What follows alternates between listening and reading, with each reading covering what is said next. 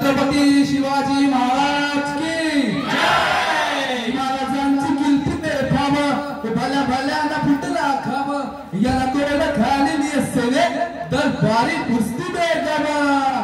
बडी बेगम म्हणजे आगरी आदिलशाहची आई बरं का। नजरेत तिच्या अंगार तर गरमाळ झाला कपगार कुणी घेईना पुढाकार साऱ्यांनीच मानली हार। इतक्यात अचानक एक सरदार उठला बोलला हम नाएंगे शिवाजी को आणि त्याने विडा उचलला नवतेचं अफजल खान।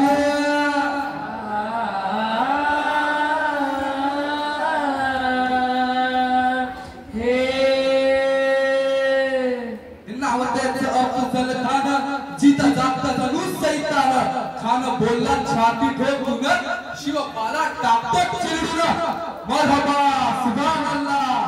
कौतिक झाले दरबाराचे खान निघाला मोठ्या गुरमीत त्याचं गोळ दळ पायतळ फौज बांधलंय बक्कळ अंगी हातीचं बळ पाहणारा काफी चढ वाटेत भेटे त्याला चिडीत घेतीत खानाची सेना निघाली गाव लुटली देवळ उद्ध्वस्त केली आया बहिणींची आबरू लुटली कोण कोण होणार हे वादळ।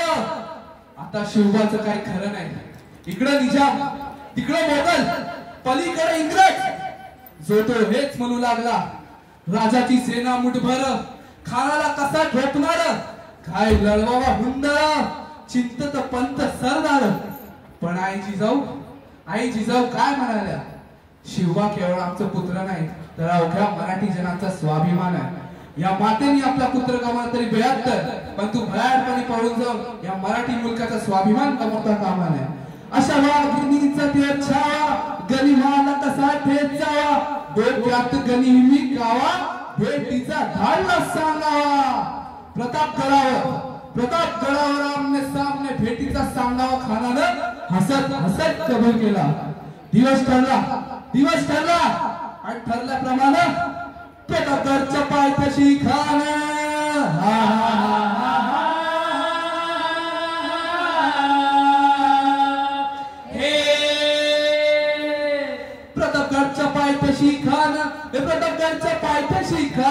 प्रतापगडच्या पायथ्याशी खान आला बेगुमान नाही त्याला जाण शिवाजी राजांच्या करमतीची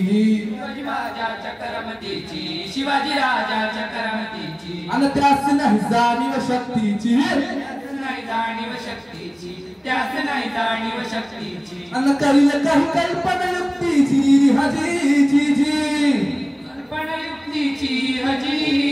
करील काही कल्पना युक्तीची